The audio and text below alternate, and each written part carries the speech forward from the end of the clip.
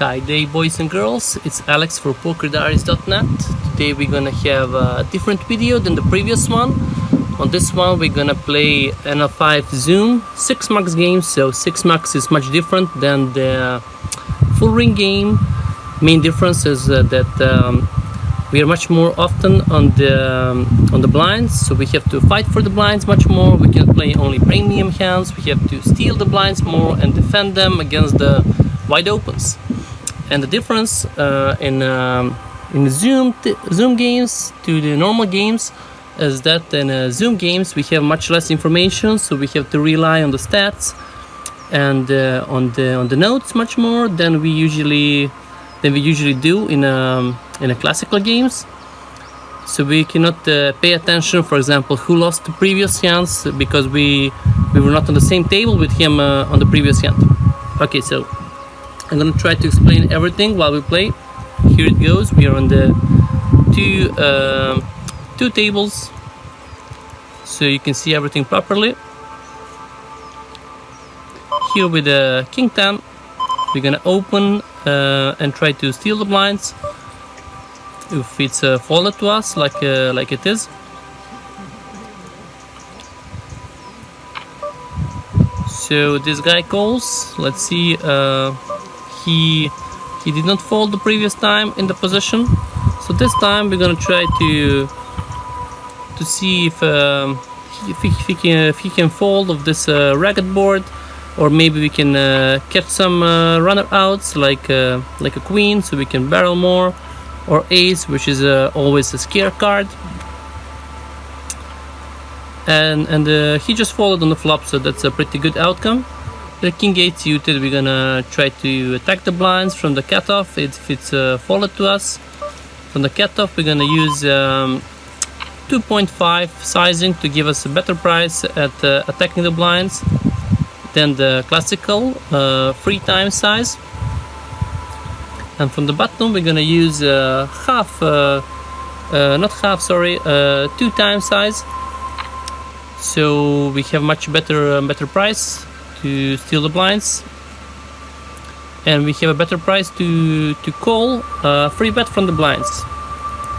Free bet from the blinds are much more often in the 6 max games than in the full ring games.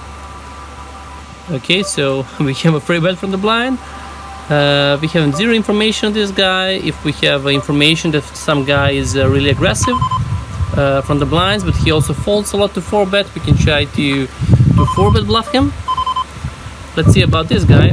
Okay, but he's a 15-8, so 15-8 guys, we don't play against them. They are like super rocks, so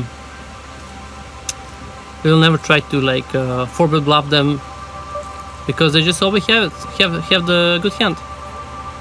Here with the 5s, it would be really nice to play multi-way hands, because we'll have much better odds in calling and catching our set.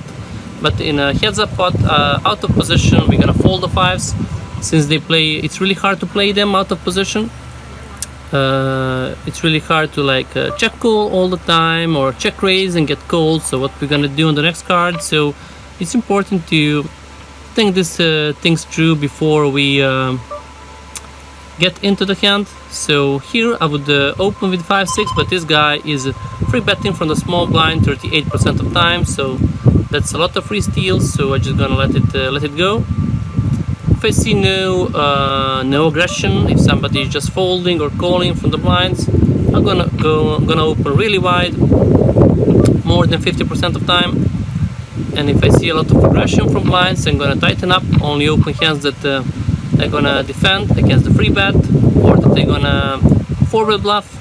Here with such a big blank on the turn, we're gonna continue barreling here, hope to get some more value from this guy, but unfortunately he folds. Here in a multi-way on the button with the cards with the hand that flops really well. So we're gonna call, of course. Here we're gonna fold because it's such a bad board. We have some runners, but there's no reason to gamble a lot in such situations.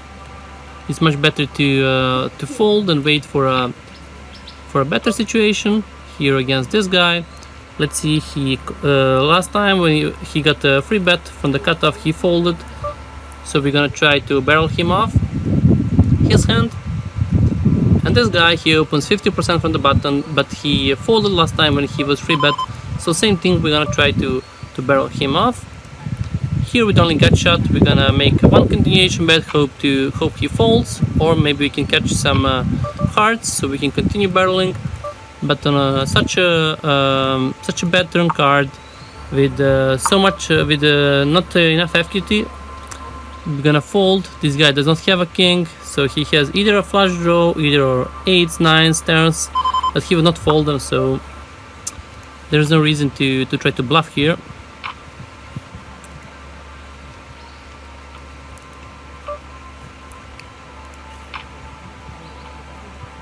I don't know what is he thinking about. Come on, man, take it. It's yours. Okay, very, very funny, but like acting like he was thinking for 15 seconds, like, oh, what should I do? What should I do? I have the nut flush. What should I do? And then just bets big. But okay, man, you can have it. Here with the Jack 5, we're gonna open. This guy re-steals a lot from the big blind, but the guy from the small blind did not re-steal until now, so he probably has a good hand, so we're gonna fold. With the queens, we hope to get some action. Excellent, we are in the position against this guy. Oh, we have two guys, but we have a position, and we have a top set. So we're gonna try with a small half of the pot bet, hope to get some action from some pairs or something, or some runner draws or whatever he can call. So now this is a little the board is getting a little worse because now there are flush draws and straight draws. So, but he probably had some 7s or 8s, so there is no way to call, but we still have to barrel the turn. Here with ace king, we have a guy who called in position. On such a ragged board, we're gonna make a bet. Here we're gonna defend against the min bet from the small blind. When he snapchecks, we have zero information about him check folding. So we're gonna check back, and if he checks again, we're gonna barrel the turn. But this guy just slow played his big hand. He wanted us to bet, to bait us with a check. But we did not bet, so we saved some money there. It's always important to look for the stats, to dig for the stats, and they will usually pay you money because you have good information. For beginner, maybe it's a little hard to understand, like what are all positional stats, free bets, 4 bets, steals, re-steals, defense. But if you pay attention to that, if you spend some time studying the stats, that will be really beneficial for your play. Here we're not super excited about this board, but we have an open ender, so we decided to have one continuation bet after he calls. We are never good here, but we'll not try to take the pot because he always has an ace here and he will never fold it. So yeah. Okay, it's getting better. It's only really bad if he has a 10, but he probably has some like 8s, 9s, something like that. Here we're gonna isolate the guy, play the pot in the position with ace king. We have some uninvited guests from the button, but we have an ace now, so now we're gonna make a little bigger bet than we usually do, since this guy can often also have an ace, and he will just call everything with his ace queen, ace jack. He's a short, so we're gonna put him all in on the turn. have no idea what did he call, because he obviously did not have an ace. So maybe he just called with a flush draw and decided to release it on the turn when he faced the big bet. Here with the king jack we made a re-steal from blinds.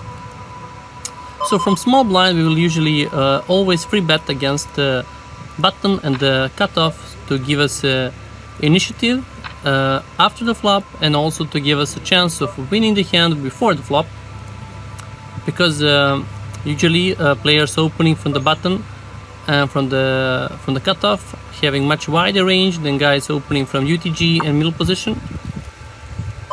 Here with a king on the turn, it's not a very good card, and this guy makes a retarded bet of full pot, so he just probably has it. So okay, take it, man. We would call a smaller bet, but pot size bet is usually always the goods. No reason to try to bluff catch against the guy who will make a pot size bet.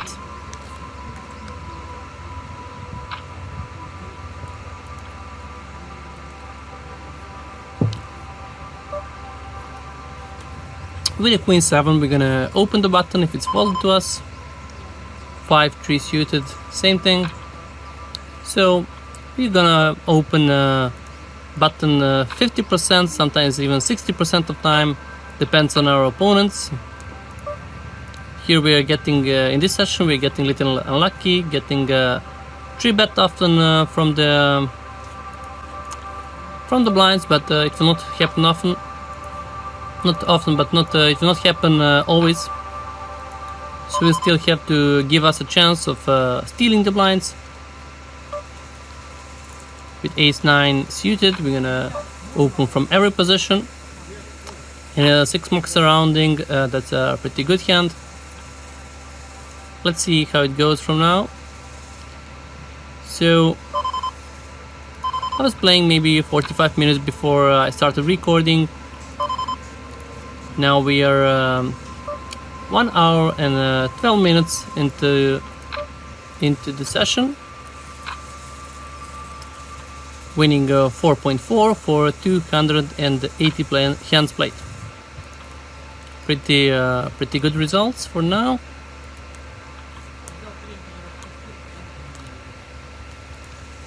This video gonna be a 45 minutes video of live play, with maybe little analysis in the end. We'll see. With the top pair in the position, we are always gonna make a continuation bet, and when we face a donk bet, just gonna call. There's no reason to re-raise here. Maybe he has a stronger king, maybe he has a flush draw that he gonna shove all in, and we would not like to have to stack off with only one pair. And when he pots into us on the turn, he just always has it. So if he has any king, he is stronger than our king with actually 5 kicker, because 5 is on the board. So yeah, we're gonna fold. Crazy play from his side, dunking 2 times, but I think we just have to fold. Here we're gonna try to squeeze with good blockers, with a hand like a king jack. We are making lesser possibility of he having ace king or 2 kings or 2 jacks or ace jack. So king jack is always a good bluffing card, because it reduces the possibility of people having a strong holdings. And also it would be really good if we had any info on this guy, like how much he folds to a squeeze play. But unfortunately this time we did not have any stats on him. So we have to improvise a little and to make our squeeze without actually knowing what he will do, but only based on our blockers. Here with the king jack we're gonna open the button, of course. Every pair is open from the cutoff and from middle position, even the small pair like 2 4s. And when we face a free bet, which is gonna fold because fours, it's really hard to play out of position. Maybe some stronger holding like 8s or 9s or 10s we can call, but 2 fours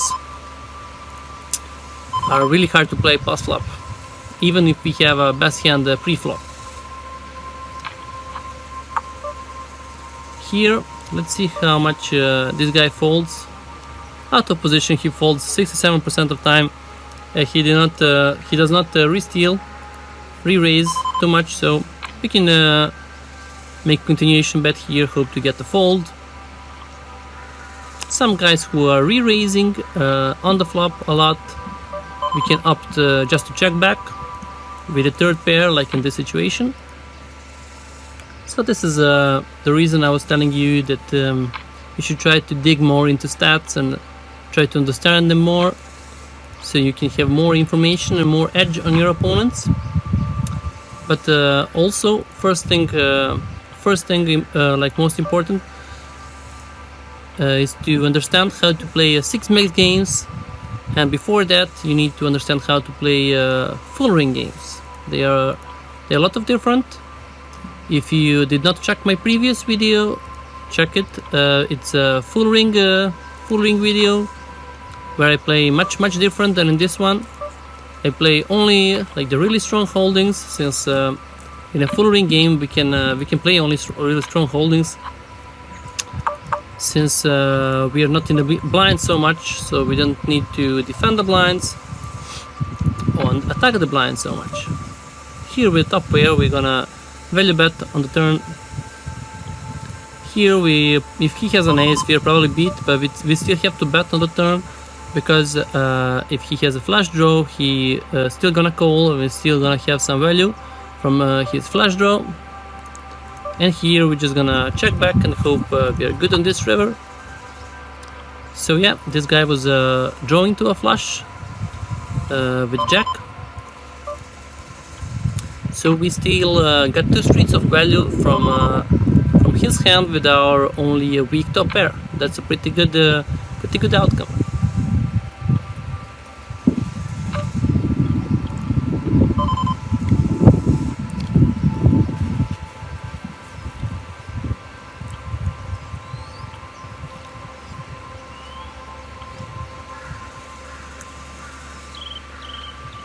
So this guy is opening the button 57% of time.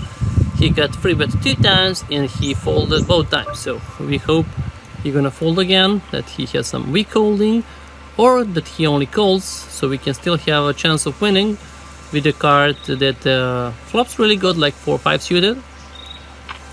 With 7-8 we're gonna open the button, of course, and we will usually just fold to a 4-bet. But this is super small 4-bet. It's less than our free betting size. So we're gonna call and hope to hit the flop, but this is obviously a terrible board for us. So nice hand, man.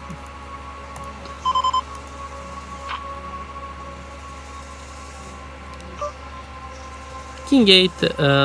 We can sometimes open from the cutoff, but I think it's maybe a little too loose usually. Maybe King 9 or King 10 are better for opening from the cutoff.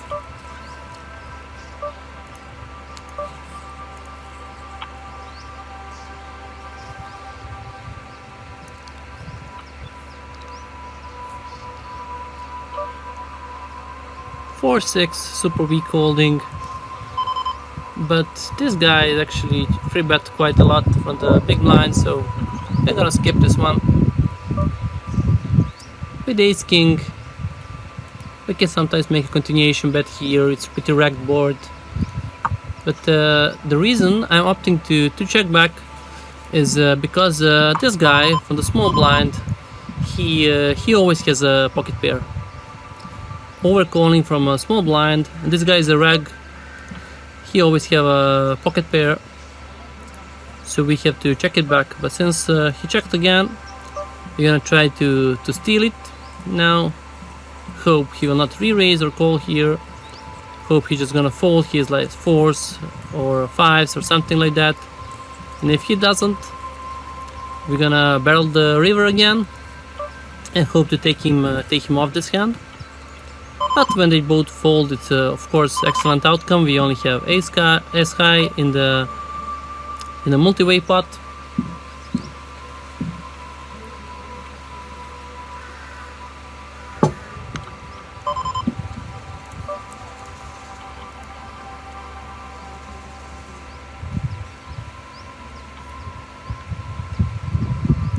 With king deuce, we're gonna try to steal the big blind, but when there is an open from the cutoff, we're gonna fold. It's a standard to open 2.5 from the cutoff, but sometimes maybe we can make bigger bets with the good holdings and the smaller bets with the weak holdings. Of course, in a good game against good players, that will be super bad because players can exploit that a lot. But then against the weak opponents, it sometimes can be beneficial. Here we free bet the kings and flop a top set, but unfortunately we did not get any action. With a queen 9 suited, we're gonna open the middle position. Hope to place a hand in position against the blinds, but everybody folds. We take the pot down with ace 10. Hope to do the same with the ace 9. It's always good to get blinds for free without fighting. With a king queen, we're gonna open from cutoff. If there is an open before us, sometimes we can free bet against a super loose opener. We can call. We have no information about this guy, and we cannot free bet him because he's super short. So we're opting for fold this time, because if we 3-bet him and he shoves, we almost have to call, and it's pretty good to call all in with a king high. So it's better just to fold. If we have more information about his play, he is playing really loose, opening really wide, maybe we can just call king queen and hope to spike a king or a queen on the flop. But with no information, I think it's better just to fold. Here it's a super loose defense, so we're gonna let go our ace 10. Two deuces is open from a cutoff.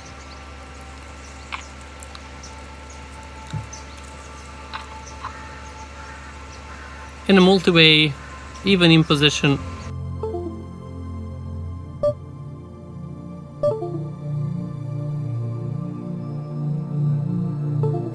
Okay.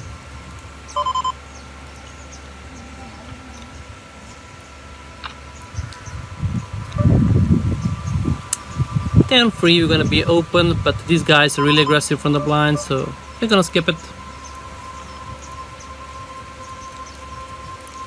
4 deuce, that's like a really weak holding. We're gonna release it.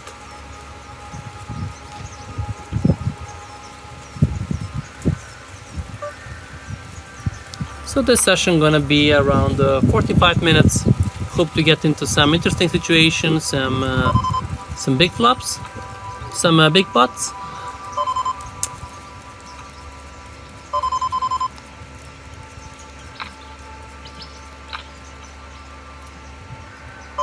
With the 2 sixes, it will be excellent if we can have a multi-way situation like we do. So if we flop a set, we have more chance of getting paid off.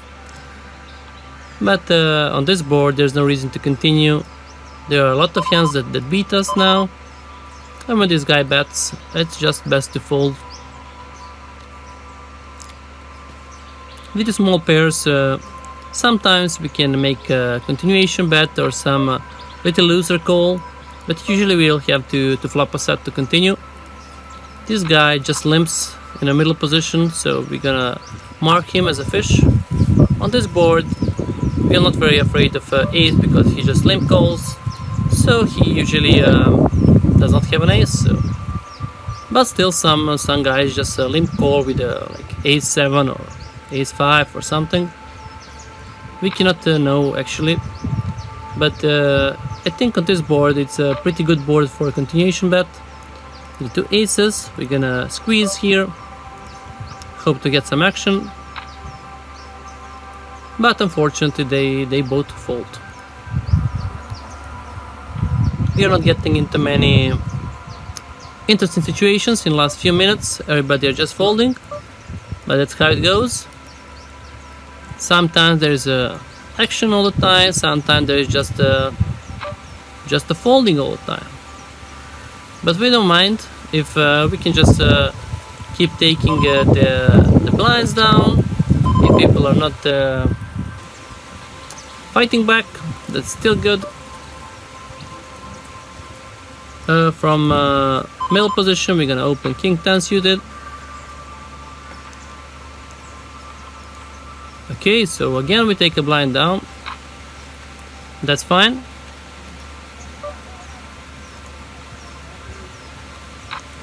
With king 7 we can try to re-steal it against guy who is opening really loose. This guy opened for now for 80% of time, and he folded once, he called once, so we can try to take it down. Maybe we can still spike a king or 7 to give us best hand in some situations, but this time he folds, so it's pretty good outcome. It's always good to give yourself a chance to win a hand from the blinds with a weak holding against wide opens. King 7 is not a really good card, but it gives you some blockers against ace king or kings, king queen, so it reduces the chance of your opponent having this type of holdings. And if your opponent opts to call for with let's say 2 tens or 2 jacks, you can still spike a king to give you the winning hand. So it's a pretty good hand to re-bluff sometime. But it's always important to pay attention to how much is guy opening from the button, from the cutoff, and to see if you can barrel off him from his hand. Here there is no reason to make a continuation bet. After he checks 2 times, we can make a bet to try to take him off from any holding he has. Here this guy 3 bets on the button. I would often 4 bet king jack if I had any information about this guy, but unfortunately I don't have any information. I have only 11 hands on him. So if I had some info of him 3 betting wide on the button and folding to a 4 bet with a hand with the good blockers like king jack, I would certainly 4 bet and try to take the pot down. But we cannot, we don't need to force like every situation. Here we got a free look at the flop. It's a slight over bet. We have a pair and actually straight flush draw. Maybe we can call one street. It's not a very profitable call, but yeah, after the pot size bet we just have to fold. With 6-7 we're gonna try to take the pot down. Here with 2 4s, we hope to have some call before us so we can call in a multi-way, but in a heads up pot out of position 2 4s are really weak to call. Only like 7 plus, 8 plus are be okay call or free betting sometimes. This guy did not open button for now. This is his first open, so we're gonna give him credit, say he has some good hand, and fold our king 5, not try to re-steal like we previously did.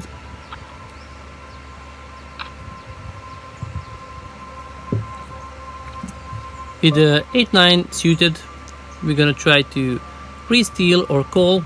This guy folded already to a free bet, so we can try to to barrel him off his hand or play the hand in position against him. And if he 4-bets, we're just gonna give him credit and fold our hand. But when he folds, it's obviously a good income, the good outcome, and maybe good income, yeah. So with Jack 3 suited, we're gonna try to steal the blinds from the button. If we face the open, it's a fold. Queen 6 is always a fold.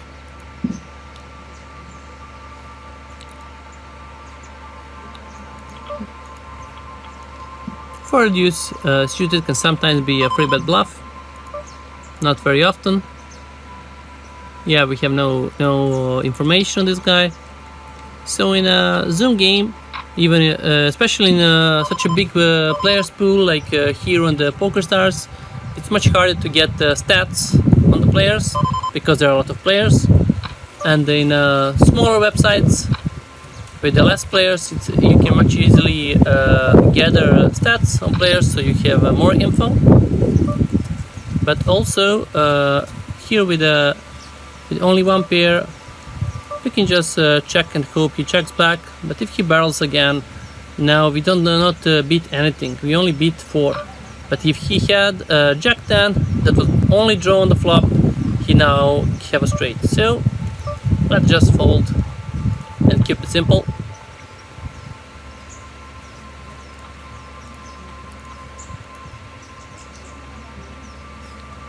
For now, we are winning $5.15 for an hour and a half of play and 444 hands. Usually you can put much more volume when you get used to playing Zoom games. You can play 3 or even 4 tables if you have good focus. I usually play 3 tables, and here with the 10-9 we can just check here. No reason to barrel. When he bets, we're gonna call for 1 street, sometimes 2 streets. Here when we have also straight and flush draw on the turn, we're gonna call the turn also. And if he bets on the river and we do not improve, we just gonna fold.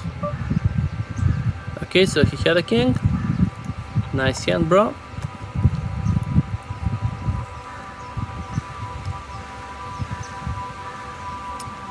Jack 10, we're gonna open from the cutoff. Try to take the blinds down. Good outcome.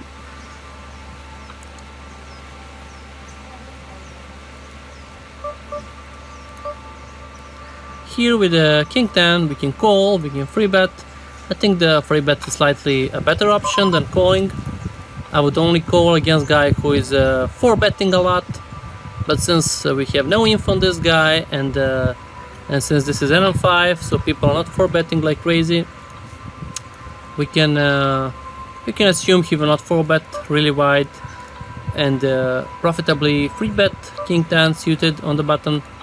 One of the reasons not only to call but to 3-bet is that we are preventing guys from the blinds to squeeze light and force us out of the pot.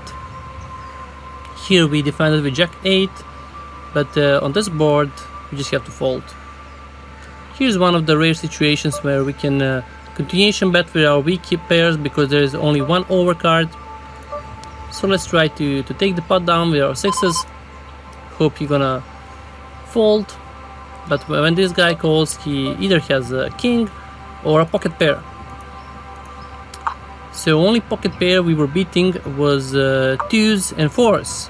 So now we are beating only 2s, only deuces. So let's see. This guy has a king. Okay, this is a really big bet on the button. Just gonna 4-bet. Hope to get some action finally.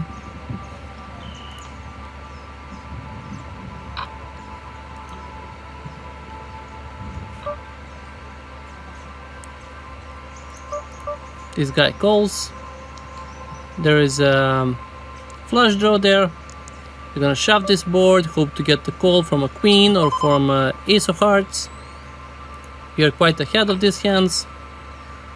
Maybe even call from like jacks with a heart. Here we're top two pairs. We're gonna barrel free streets, hope to get some value. Okay, this is like the worst card in the deck because now jack has a straight.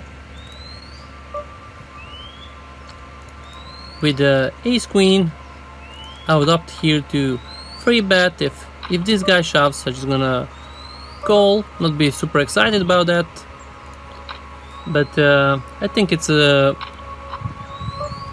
strong of a holding to fold. I have no idea why is he calling. He probably has some pair and he will probably not throw it away. So I just check back, hope to spike a ace queen or a club, but no luck here. Yeah, pretty bad outcome. We could probably barrel him off his hand on the turn, and I'm not sure why didn't he 4-bet before the flop. But maybe in some way we got away easy because we would call a shove before the flop and we would lose. So let's see, this guy opens 57% of time. It's a pretty nice situation to try to re-steal, and we take the pot down. Pretty good outcome.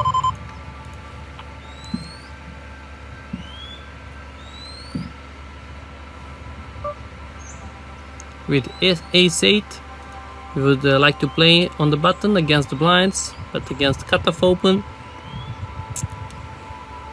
we need to fold.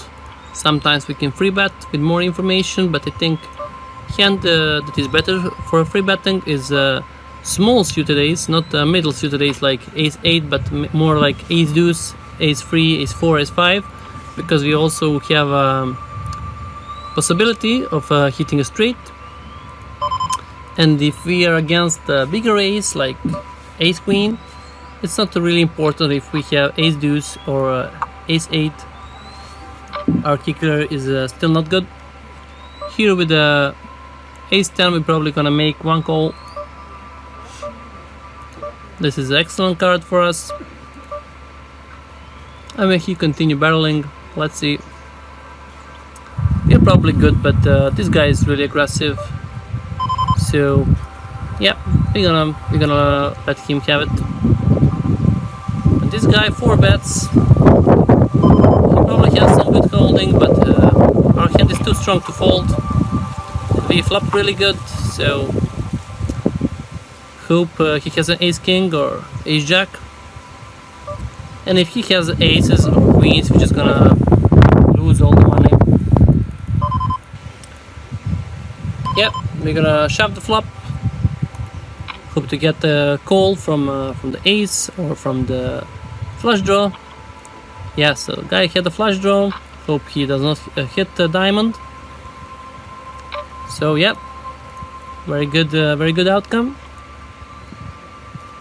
And it's worth to make a note on him, so we know he plays it to lose. So this is my tag for lose guys. I'm gonna write it down. He plays Nl5 zoom. He open king 8 suited from a button, and against free bet he 4-bet, and on the board ace queen 6 flush draw he bet and call shove. So against this guy I will play a little looser because I know he is also capable of making some loose plays like this one.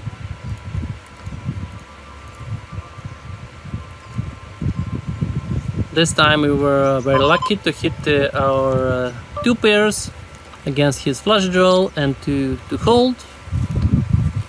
So it's a good outcome for us.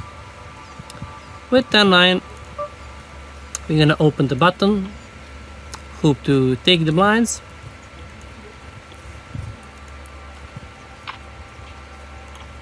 Super bad board, no reason to continue.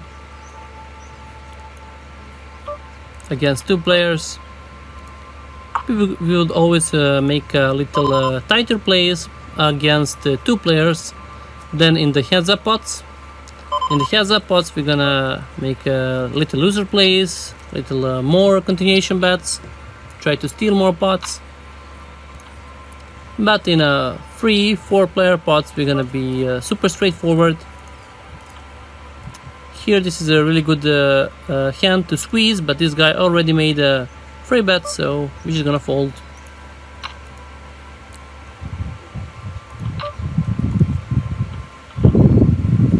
With ace-3, we take the blinds. Good outcome. Ace-9 suited will be open from every position. From the UTG, we're gonna open 3 times. From the middle position, also 3 times. From cutoff, it's gonna be 2.5. And from the button, it's be 2 times. So I was thinking to make a continuation bet against this guy, but then I checked his stats and I see he does not fold so much to a continuation bet, so I opted just to check back and hope to get a good turn. But when we break the turn and when he bets, we can just fold. Unfortunately, we did not get any action with our aces on table 2. And we'll probably play a few more hands and finish the session. The next big blind we're gonna sit out. Same like in regular tables. With the king deuce, we're gonna try to steal the blinds. We flop the king, so we're gonna continue here. This guy dunks. Dunks are really strange plays. So sometimes people dunk when they have strong holding. Sometimes people dunk when they have any holding, like any pair. They're just afraid to check call. When this guy calls, he either has a king or a flush draw, so we have to check it back and hope we're good. So this guy dunked with the top 2 pairs. Strange play, but he got the two streets of value from our king, so it was a good outcome for him. Okay, we finished our play on the table 1. Here we have an open-ender, so we are waiting for 8 or for a king. So hope to spike an 8 or a king on the turn. This guy calls, he looks super loose, but we hope to barrel him off his hand or spike an 8 on the end. We just hope he did not hit the backdoor flush. And he did not, so that's pretty good.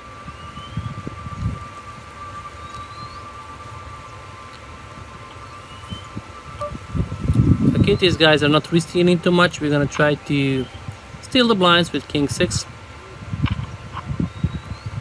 Against 1 player on the ace-high board, I will always make a continuation bet.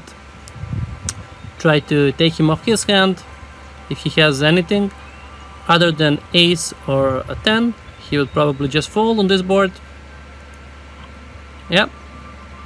So yeah, we finished the session on the table 2 also. We're gonna try to maybe review some of the hands we played in this session.